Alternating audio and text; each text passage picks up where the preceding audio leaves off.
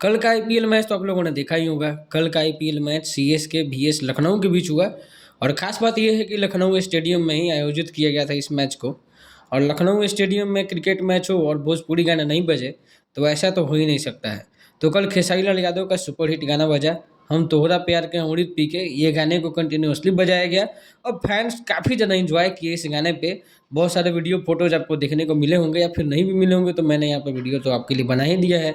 और ये वीडियो खेसारी लाल यादव के जितने भी फैंस हैं उनको काफ़ी अच्छे लगते हैं कि खैर उनके जो आइडल मानते हैं, जो सुपरस्टार है, उनके गाने को आईपीएल जैसे मैच में बजाया जाता है।